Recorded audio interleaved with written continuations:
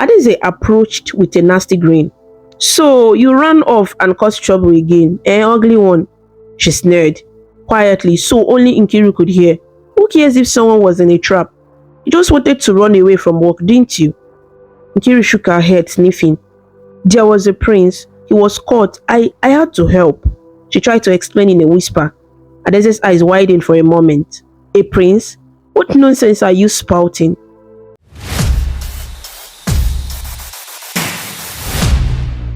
Once upon a time, in a peaceful Igbo village called Amocha, there lived a young girl named Nkiruka. Everyone called her Nkiru for short. The village of Amocha was full of simple present-day Igbo houses made of cement bricks with rusty corrugated iron roofs. Green plantain and palm trees swayed behind the houses, and red earth footpaths wound through the compound. Children laughed and played sway in the dust, and women with colorful wrappers tied around their waists went to the stream with clay pots balanced on their heads. Men gathered under the big Odala tree at the village square in the evenings, sipping palm wine and talking about the day's work on their farms. In this vibrant village, Nkiru lived a life very different from the other children. From the day she was born, a dark cloud seemed to follow her. Her mother had died while giving birth to her, and superstitious villagers whispered that Nkiru brought bad luck. As if that wasn't enough, when Nkiru was only 6 years old, her father fell very ill and passed away too. After that, people in Amucha began to call Nkiru the ugly bad luck child. Nkiru's stepmother, Nneka, was the only parent she had left. Nneka had married Nkiru's father shortly after Nkiru's mother died, but she never loved Nkiru at all. In fact, Nneka blamed Nkiru for every misfortune. If not for this girl, my husband would still be alive, Nneka would mutter under her breath. Nneka had a daughter of her own, a girl named Adeze, from a previous marriage. Adeze was a few years older than Nkiru and was everything Nneka could want in a daughter: healthy, bright-eyed, and in Nneka's eyes, beautiful. Adeze had smooth dark skin and a round pretty face that Nneka loved to show off. In contrast, Nkiru was small and skinny from all the work she did. She had a birthmark on her cheek and a slightly bent nose from an accident when she was little. To her stepmother and many villagers, Nkiru's looks were not attractive. Some even said the birthmark was a sign of a curse. Every morning, before the roosters crowed, while the sky was still painted indigo with the last stars fading, Nkiru was already awake. She slept on a thin mat in the corner of her stepmother's one-bedroom house. Nneka and Adeze slept on the only bed, leaving Nkiru to curl up under the mat near the door. Before dawn, Nkiru would quietly rise, rubbing her sleepy eyes, and tie an old threadbare wrapper over her faded t-shirt to get ready for the day's chores. Each day, Nneka would back orders at Nkiru from the moment she woke. "Nkiru, have you swept the yard? Go and fetch water from the stream quickly, you lazy girl," she shouted one morning, hands on her hips. "Yes, ma," Nkiru would reply. She picked up two heavy aluminium buckets. Although her arms were thin, she was strong for her age. Years of doing chores had toughened her. Nkiru hurried down the narrow path to the village stream. The morning mist clung to the lush bushes and tall elephant grass. With each step, she could feel the cool dew on her bare feet. She liked this quiet moment alone in the early morning. At the stream, she greeted a few early rising women politely but kept her eyes low to avoid their hard stares. She filled her bucket with water, cold water, and carefully carried them back, balancing one on her head with an old cloth as padding and the other in her hand.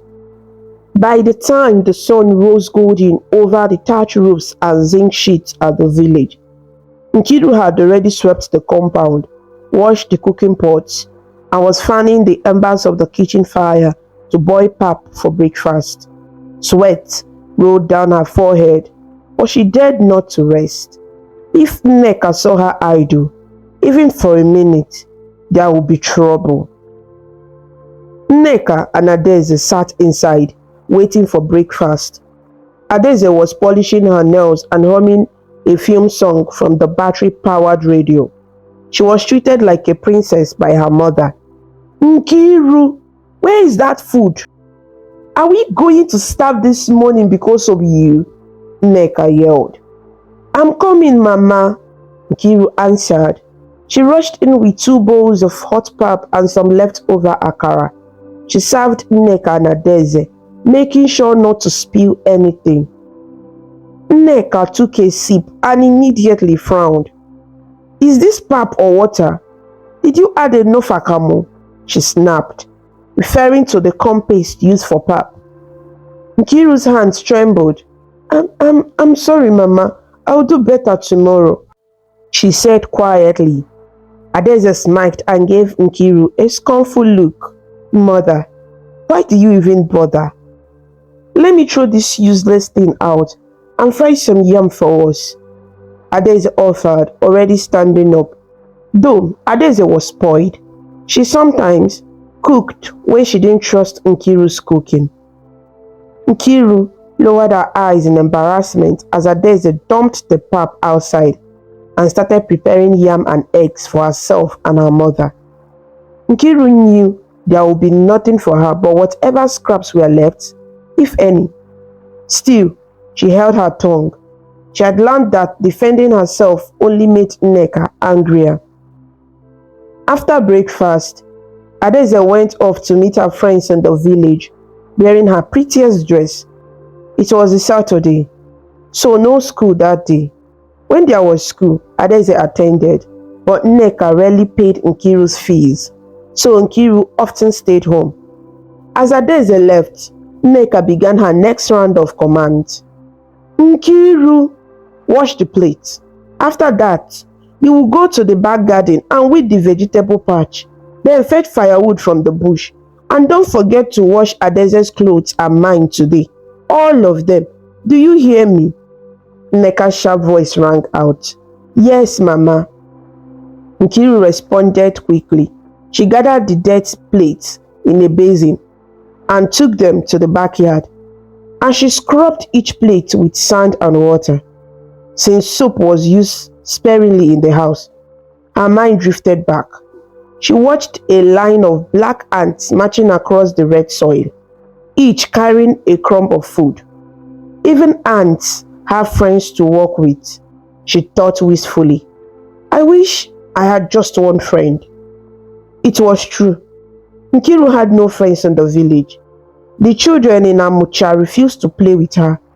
Parents warned their kids that Nkiru was bad luck, so they stayed away.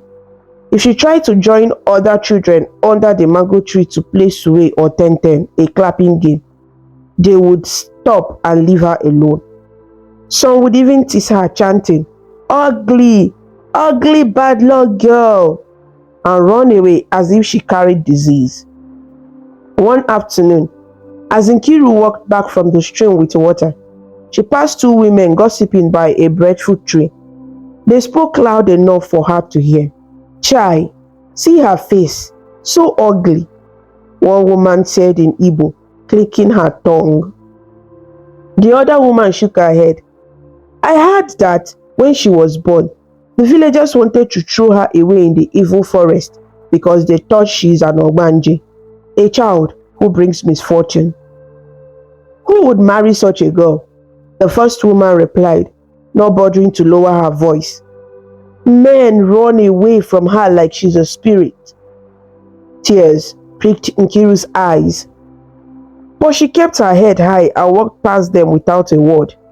She had learned to pretend their words didn't hurt, but each insult was like a thorn in her heart.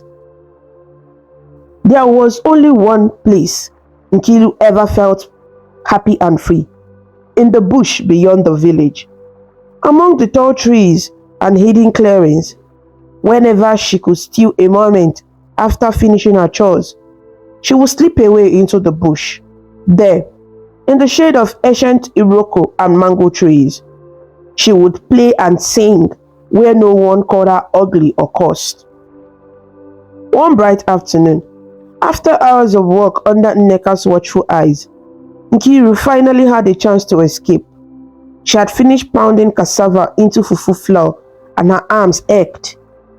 Nneka had dozed off in the shade of the veranda and Adeze was still out gossiping with friends. Nkiru wiped her brow, her headscarf damp with sweat, and quietly snuck out the back, heading towards her favorite path into the bush.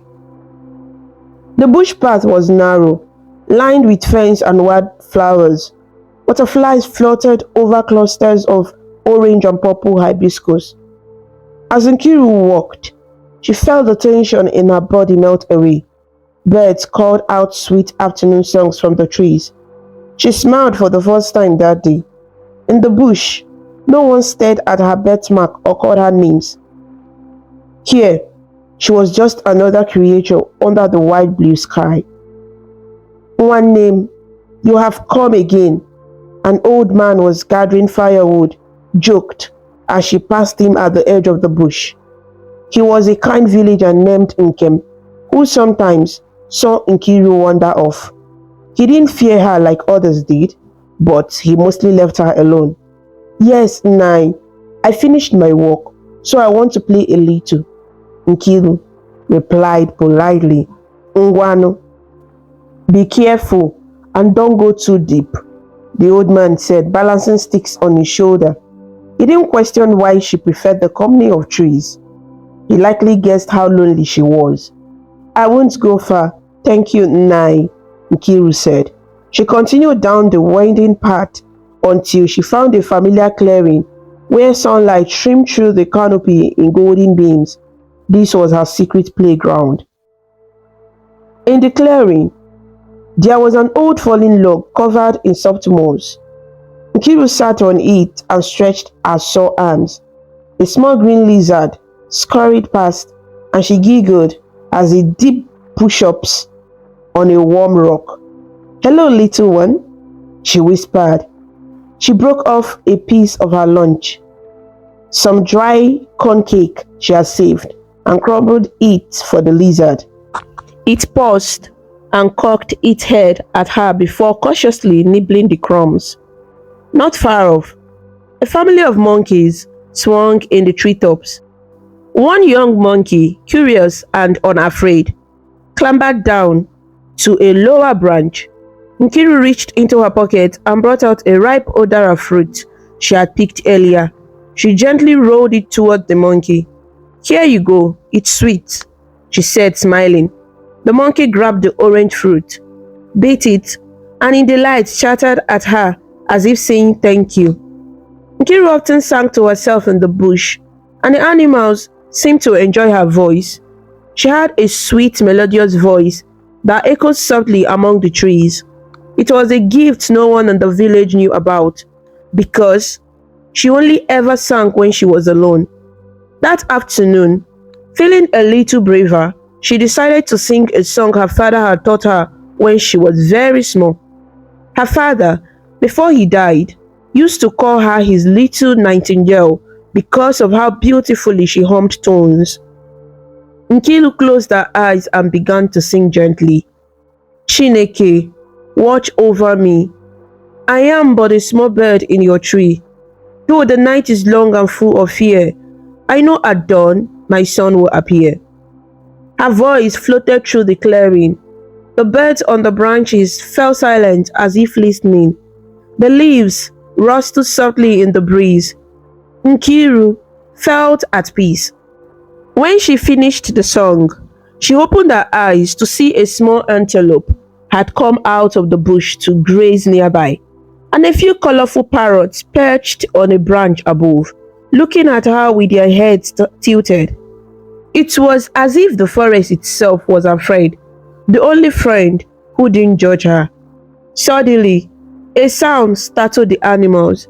The parrots squawked and flew off. The antelope darted back into the thicket, and even the little monkey scrambled high into the trees. Nkiru stopped singing and listened. It sounded like a cry of pain, carried on the gentle wind. "Hello?" Nkiru called softly, standing up. The cry came again, this time clearly a human voice crying out in pain or distress. It was coming from deeper in the bush, just beyond the clearing. Nkiru's heart pounded. No one from the village ever came this deep into her secret area, except perhaps hunters. And that voice did not sound like any hunter she knew. It sounded young and it was filled with agony. Cautiously, Nkiru followed the sound. She pushed aside some thorny shrubs, navigating carefully around them. Beyond the clearing was a dense cluster of trees. As she approached, she heard the voice groan, "Help! Somebody help!"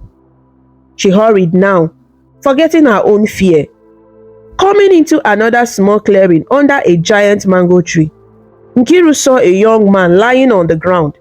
He was caught in a hunter's trap, a rope snare that had wrapped around his ankle. The rope was tied to a bent tree branch, which had snapped up and hoisted his leg, so that only his shoulders and arms were on the ground, while one leg was awkwardly suspended in the air. He must have been trying to free himself and falling. Nkiru gasped softly. She recognized the type of trap. Hunters in the village set them for bushmeat like grasscutters or rabbits. Sometimes even antelopes get caught. But here was a person caught in one. The young man turned at the sound of her gasp. He looked a few years older than Nkiru, perhaps 18 or 19. He was certainly not from the local village. His neat clothes and the small gold pendant around his neck hinted at someone from a wealthier family, maybe from the town or city. He had handsome features, broad shoulders, skin the color of roasted cashew, and kind, intelligent eyes that even now were filled with pain. "Please, help me," he managed to say. "I was exploring and I got caught. I think my ankle is sprained." Nkiru immediately rushed to his side. "Oh my goodness, I'm so sorry," she said, worried. She had freed animals from such traps before. She could do it for him too. She reached for the rope where it looped around his swelling ankle. He flinched a bit. "Careful, please," he said through clenched teeth. "I'm being careful," Nkiru assured him in her gentle voice. She concentrated on the knot. It was a strong one, and the more he struggled earlier, the tighter it seemed to have become. Nkiru knew a trick. If she could press the branch that held the rope to release a bit of tension.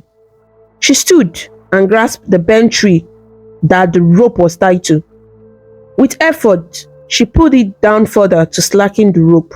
Her arm shook with the effort, but she managed to hold it long enough with one hand and use her other hand to slip the loop off the young man's bruised ankle.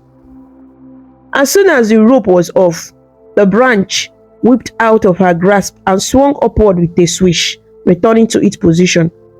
The trap was disarmed. The young man exhaled in relief and managed to sit up, rubbing his ankle. "Thank you," he said, breathing hard. "You saved me. I don't know how long I would have hung there if you hadn't come." Nkiru smiled shyly, suddenly aware that she was face to face with a stranger around her own age, something she rarely experienced. "I'm glad I had you. Are you hurt anywhere else?" she asked. She noticed a scrap on his forehead and his ankle was already swollen badly and turning purple. "My ankle hurts a lot," he admitted. "I might not be able to work on it just yet." "Don't worry," Nkiru said. She had learned a few things about treating wounds from her late father and from helping other villagers at times. I know a plant that can help with the swelling. She looked around and spotted some wild bitter leaf bushes nearby. Tearing a few leaves, she quickly found a stone and smashed the leaves to release their bitter juice. The young man watched curiously as she walked. She gently applied the juice around his swollen ankle. He winced at first because it stung a little, but then sighed as a cooling sensation took over. "That should help," she said, "at least until you can get proper treatment." He blinked in surprise and gratitude. "Thank you. I'm sorry. I didn't even ask your name." "It's Nkiru," she said quietly. "Nkiru," he repeated with a kind smile. "I'm Obina." Up close, Obina had a warm smile that made Nkiru feel at ease. He did not look at her with disgust or fear the way others did. In fact, he seemed to look at her as if she were just normal. That made Nkiru almost self-conscious. She suddenly worried about how messy she might look after walking and crawling on the ground to free him. She tried to pat down her rough short braids and wiped her face with the back of her hand, leaving a smug of dirt on her cheek without realizing. Obina sat up straighter and tried to move his ankle. He winced. "I came out here to see the forest.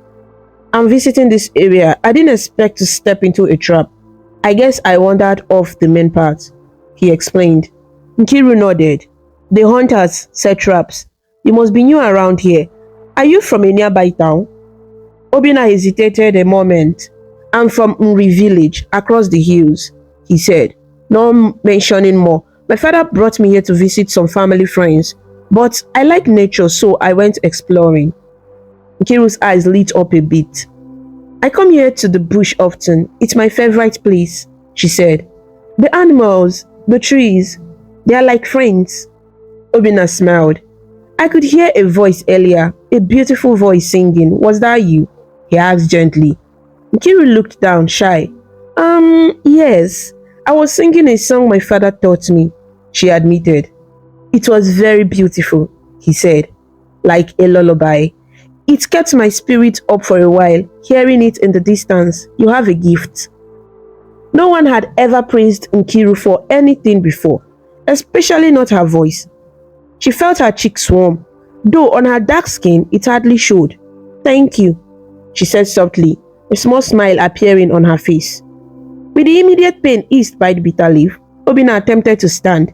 He struggled, and Nkiru quickly offered her shoulder. "Here, lean on me," she insisted. Though she was smaller, Nkiru was sturdy. Obina gratefully put an arm around her shoulders, and together they managed to get him upright. He tested putting weight on the foot and hissed with pain. "It's okay. My house isn't far from here," Nkiru said. Actually, she hesitated to bring him home. If Nneka saw her with a strange boy, she would be furious. But she also couldn't leave him injured in the bush. "Or maybe we should find a stick for you to lean on, and I can help you back to the main path." "Whom are you visiting? Maybe I can get someone to help you home." Obina thought for a moment. He seemed unsure about something.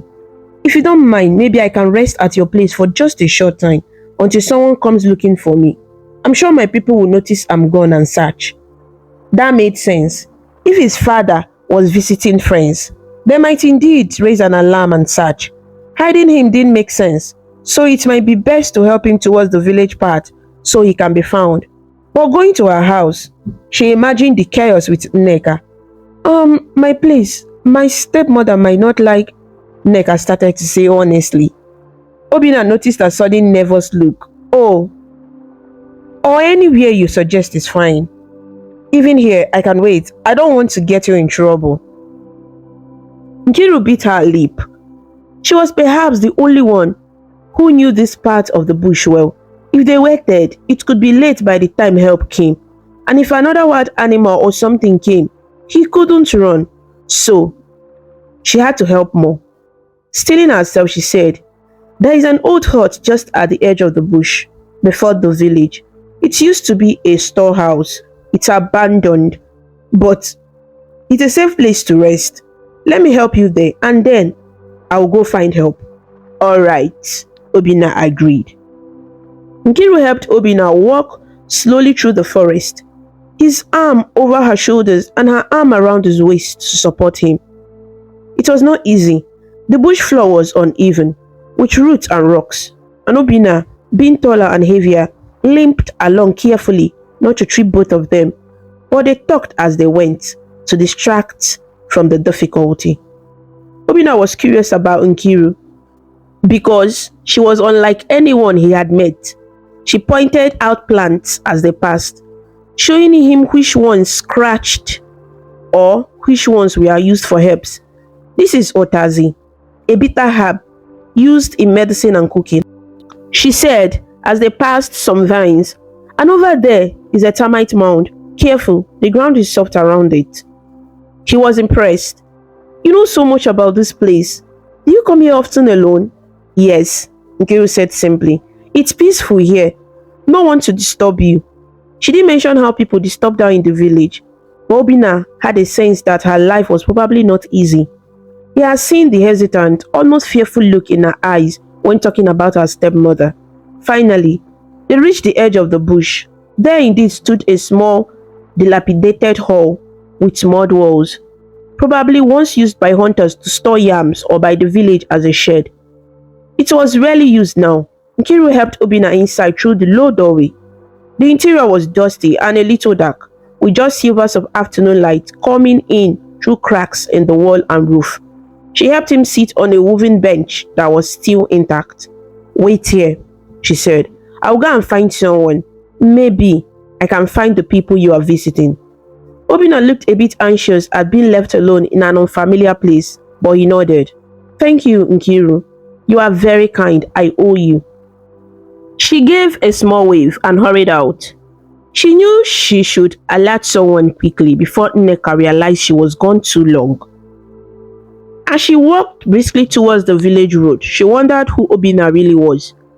He spoke gently and politely, but there was something about the way he carried himself, even in pain, that seemed noble. For lack of a better word, and the name Obina, common as it was, rang a bell.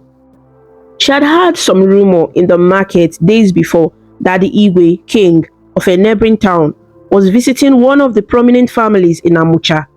They said he had come with his only son. Could Obina be that prince? Her heart skipped a beat. If he was the prince, the son of an Igwe, then his family must be worried sick by now. Not to mention, Nkiru felt a flutter of worry. If the prince's family or the villagers found out that it was Nkiru who had been alone with him, what would they say? People might start spreading rumors or blame her for his injury even. She shook off the thought and focused. The most important thing was to get help. Near the main road that passed through the outskirts of the village, she saw two men walking quickly and calling out. They looked like palace guards from their red caps and the way they dressed in crisp traditional attire, despite being in the countryside. One of them was calling, Obina, my prince, where are you? Yes, it had to be him. Summoning her courage, Nkiru approached them. Excuse me, are you looking for someone? I think I can help, she said quietly. The men turned and looked at her, their eyes flicked over her old clothes and muddy feet with a bit of surprise. But hearing her words, one said, Yes, girl, the prince is missing. We need to find him immediately. Have you seen any stranger around here? A young man, finely dressed. Nkiru nodded quickly. Yes, I found him. He was caught in a trap in the bush and hurt his ankle. I helped him to the old hut over there. She pointed behind her. Without waiting, the two guards exchanged glances of relief and rushed past Nkiru towards the bush hut. She followed behind at a distance. When they got into the hut, Obina looked up and smiled in relief. Ekene, I'm here. I'm fine. He called to one of the guards, who looked like he might be a personal attendant. My prince, thank heavens, said the guard named Ekene. He and the other man hurried to Obina's side. They saw his swollen ankle and quickly each took one of his arms around their shoulders, effectively taking over from Nkiru in supporting him. Obina winced but chuckled lightly. I'm alright. I just can't walk on this leg for now. Thanks to Nkiru, I'm safe. Only then did the guard properly acknowledge Nkiru. Ekene turned and bowed his head slightly in gratitude. "Thank you, my dear. We are in your debt for helping the prince." The other man, perhaps a senior guard, also nodded. "Yes, thank you. The Igwe and Lolo were very worried." Nkiru felt suddenly shy and out of place among these palace people. She stepped back towards the door. I'm glad I could help. I hope you will be okay," she said to Obinna, clutching her hands together. Obinna looked at her with genuine warmth. "Will I see you again? I would like to thank you properly once I'm better," he said. Nkiru didn't know what to say. See her again? No one ever really wanted to spend time with her. The idea that this kind young man would was both exciting and frightened. I'm usually around," she stammered, "but I have to go now. My stepmother will be looking for me." She turned to leave, but Obinna called after her, "Nkiru." She paused at the doorway and looked back. "Thank you," he said again softly. "I won't forget what you did." Nkiru offered a small smile, then slipped out and hurried down the path back home. Her heart was racing, but this time not just from fear or sadness. It was a strange new feeling, happiness mixed with nervousness. She had just met a prince, and he had talked to her kindly, just like a friend would. He even wanted to see her again. It felt like a small ray of sunlight breaking through a cloudy sky in her life. However, as Nkiru neared her compound, that ray of joy quickly disappeared behind her clouds of worry. She realized she had been gone a long time, at least an hour or two, without finishing the chores or telling Nneka. She carefully approached the backyard, hoping Nneka might still be napping. No such luck. The moment Nkiru stepped into the yard, she heard Nneka's angry voice. "Where has that useless girl gone? Nkiru!" Nneka was shouting, standing in the middle of the compound with a cane in her hand. Adeze stood nearby with a smug look, enjoying Nkiru's impending punishment. Nkiru swallowed hard and quickly moved forward. "I'm here, Mama," she said, lowering her gaze. "Have you gone mad? Disappearing in the middle of the day when there is so much work to do?" Nneka screamed. Her eyes were blazing. "I told you to fetch firewood and wash clothes, and yet I come out to find everything undone and you missing. Where did you go?" I'm sorry. I went to the bush to get firewood and I had someone in trouble," Kira explained softly. "A visitor was caught in a trap, so I helped." Before she could finish, Nneka raised the cane and struck Nkiru across the back. Nkiru cried out and stumbled forward, almost falling. The pain stung hot and sharp through her thin shirt. "Do I look like I care about your stories? So, you even have time to play hero, eh? Instead of doing what I told you." Nneka lashed the cane again on Nkiru's arm this time. Nkiru bit her lip to keep from crying out loud. Adeze giggled slightly, watching her half-sister get beaten. "Lazy, disobedient girl," Nneka spat, whipping her once more for good measure. "Now, get to work. If I come back and see one thing not done, you will sleep outside with the goats, I promise you." Bruises, throbbing. Nkiru nodded quickly and scrambled to pick up the basin of dirty clothes that she had earlier set out to wash. She choked back tears as she poured water into the basin and began scrubbing the clothes with a piece of laundry soap. Her back and arm felt on fire where the cane had landed, but she dared not to slow down. Through the blur of tears, she saw Adeze smiling, twirling a parasol as she prepared to go out again. Adeze approached with a nasty grin. "So, you ran off and caused trouble again, ugly one," she sneered, quietly so only Nkiru could hear. "Who cares if someone was in a trap? You just wanted to run away from work, didn't you?" Nkiru shook her head, sniffing. "There was a prince. He was caught. I had to help," she tried to explain in a whisper. Adeze's eyes widened for a moment. "A prince? What nonsense are you spouting?" Nkiru realized she probably shouldn't mention it. "Nothing. I mean a man from a big family. He was hot. I couldn't leave him." Adeze raised an eyebrow and then scoffed. "Well, even if it was a prince of England, nobody would believe you. Better keep that crazy story to yourself," she taunted. Who would believe the word of an ugly cursed girl? Maybe you dreamt it. Nkiru just kept washing the clothes, not responding. Adeze lost interest and strutted out to join her friends, leaving Nkiru alone with her chores and her aching body. As she washed, Nkiru thought about Obinna. He had been real. She could still feel the weight of his arm on her shoulder as she helped him walk, and see the warmth in his eyes when he thanked her. It was not a dream, but Adeze was right about one thing. No one in the village would care about her story. If she mentioned she met the prince, they would likely laugh or spread more rumors. For now, she kept it to herself like a precious secret. Over the next few days, life returned to normal for Nkiru, meaning it remained hard and lonely.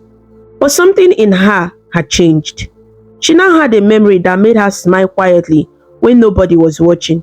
In the early mornings, as she fetched water, she found herself humming the song she sang in the bush, thinking of how Obinna had said she had a beautiful voice.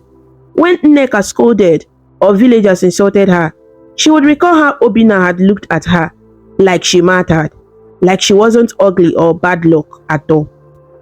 And that thought gave her strength to endure with patience. Meanwhile, the village was buzzing with news. The visiting Igwe of Uri and his entourage had left after their short stay in Amucha. It was said that the Igwe's son had been injured during the visit but recovered. Some said he sprained his ankle on a farm road. Others speculated various wild theories, from an attack by wild animals to stepping on a spiritual charm. No one knew the truth because the family they visited, wealthy traders who lived at the far end of the village, kept details private. Nkiru listened quietly whenever she overheard such gossip at the market or stream, but she never spoke up.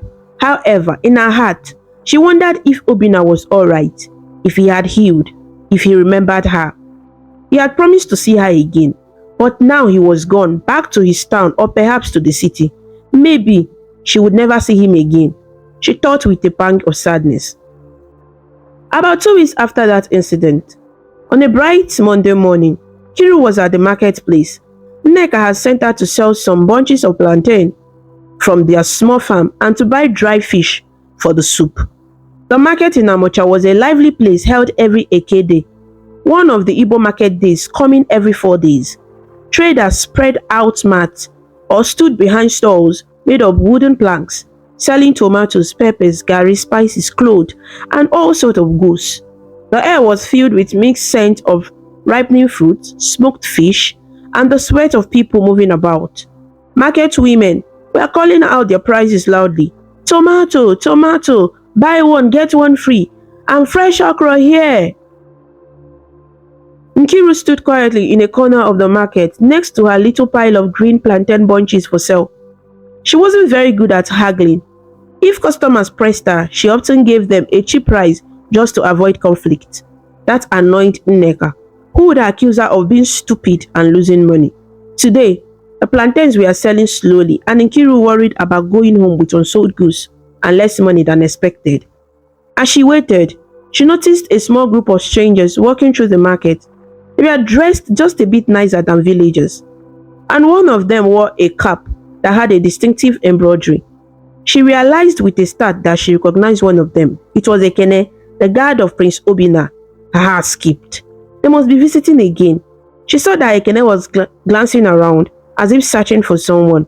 Quickly, Nkiru ducked a little behind her plantains. She felt suddenly shy and unsure. Part of her wanted to run to him and ask about Obinna, but she was also afraid. What if the prince had forgotten her? Or what if he hadn't? What would people say seeing a palace guard talking to the ugly girl? She decided to stay hidden.